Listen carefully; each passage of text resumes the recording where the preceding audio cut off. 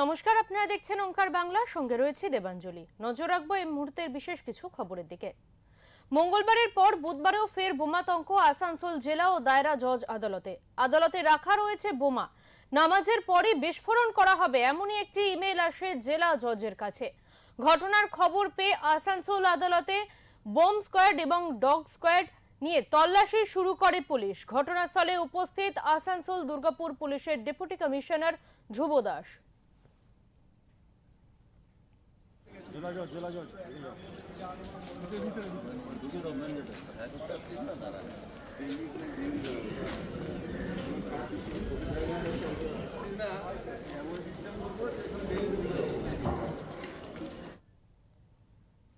আমরা এই বিষয়ে কথা বলে নেব। আমাদের সঙ্গে রয়েছেন আমাদের প্রতিনিধি জয়ন্ত সাহা।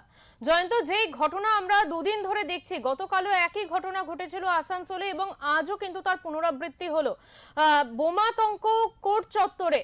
কেন এরকম হচ্ছে? কোথা থেকে এই মেল আসছে? কি বলছে প্রশাসন এই বিষয় নিয়ে? দেখো, তোমাকে জানিয়ে রাখি, আজকে ঠিক সকালবেলা যখন স্বাভাবিক ছন্দে ফিরছিল আসানসোল জেলা আদালত, সেই মুহূর্তে একটা আবার ফির মেল আসে জেলা আদালতে। সেই মেলটা সাউথ ইন্ডিয়ান থেকে এসেছে, কোরবানপুর থেকে এসেছে, আমরা যেটা জানতে পারছি। সেই মেলটা থেকে লেখা রয়েছে যে নামাজের পরে কিন্তু এখানে উড়িয়ে দেওয়া হবে, এরকম বোম বিস্ফোরণ করা হবে, এমনটা উল্লেখ করা হয়েছে। আতঙ্কিত হয়ে গেছে পুরো কোর্ট চত্বর এলাকা।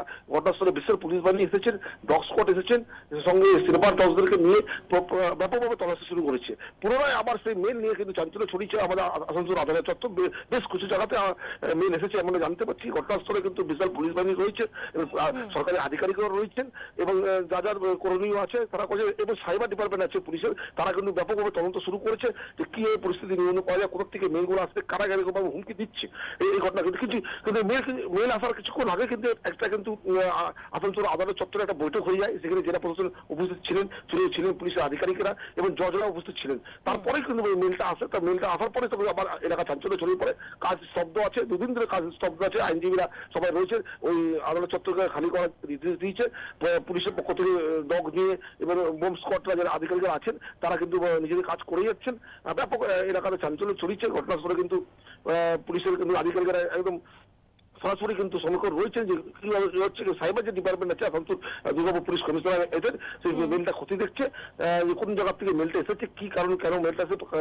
মঙ্গলবার দিন মেল এসে হুমকি দিয়েছে যে বোম রয়েছে। আজকে হুমকি দেওয়া হচ্ছে যে নামাজের পরে বিস্ফোরণ করা হবে বোম, এমনটাই উল্লেখ করা রয়েছে। সেই নিয়ে কিন্তু চাঞ্চল্য ছড়িয়েছে। এবং সরকারি আইনজীবী জানিয়েছেন, উনি বলছেন যে গুরুত্বপূর্ণ আদালত এখানে রয়েছেন, সিবিআই আদালত রয়েছেন, জেলা আদালত রয়েছে, বড় আদালত রয়েছে। এখানে বিভিন্ন রকমের আইনি ব্যাপারে কাজ হয়। সেখানে কিন্তু এরকম মেল আসতে চিন্তিত ব্যাপার রয়েছে। কাজ বন্ধ হওয়াতেও কিন্তু একটা যেটা বলি আমরা, খামতি চলছে কাজের, মানে কাজ করতে পারছে না আতঙ্কের জন্য, সেটা কিন্তু রয়েছে। কিন্তু স্বাভাবিক ছন্দে ফিরবে কবে, এই ঘটনা কারা করাচ্ছে, এই পেছনে কারা রয়েছে, সেটা তদন্ত করবে কিন্তু পুলিশের সাইবার ডিপার্টমেন্ট। ঠিক আছে, তোমার জানি দেবাঞ্জলি। কিন্তু আমাদের আসানসোল আদালত কেন, এই মুহূর্তে আমাদের কাছে খবর আছে ধানবাদেও কিন্তু এরকম চিঠি এসেছে, সিউড়িতে বলে এরকম চিঠি এসেছে। বেশ কটা আদালতে কিন্তু এরকম ভাবে চিঠি আজকে পৌঁছেছে, আমরা জানতে পারছি। একদমই অনেক ধন্যবাদ জয়ন্ত তোমাকে। মঙ্গলবারের পর ফের বুধবারেও বোমাতঙ্ক আসানসোল আদালতে। স্বাভাবিকভাবেই কাজকর্মে যেমন খামতি হচ্ছে আদালত চত্বরে, তেমনি কিন্তু সেখানে পুলিশের নিরাপত্তায় মুড়ে ফেলা হয়েছে গোটা আসানসোল চত্বরকে। সেখানে বোম স্কোয়াড থেকে শুরু করে ডগ স্কোয়াড, সমস্ত বিষয়ে কিন্তু তৎপরতা রয়েছে আসানসোল আদালতে তুঙ্গে।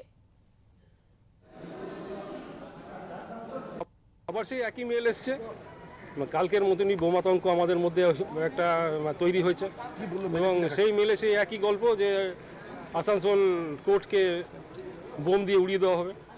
এবং আমার এটাই বক্তব্য যে আসানসোল যেখানে একটা হচ্ছে জেলা আদালত, যেখানে এত, এবং সিবিআই কোর্টও আছে আমাদের এখানে এত মানে ভালো ভালো মামলা হয়, তো সেইখানে আমাদের নিরাপত্তা বলতে আমাদের সেরকম কিছুই নেই। আসানসোল কোর্টকে আমরা চাই যে আরও বেশি মানে সিকিউরিটি যেন আমাদের জন্য মানে থাকে, যাতে আমরা স্বচ্ছন্দে আমরা এখানে কাজ করতে পারি।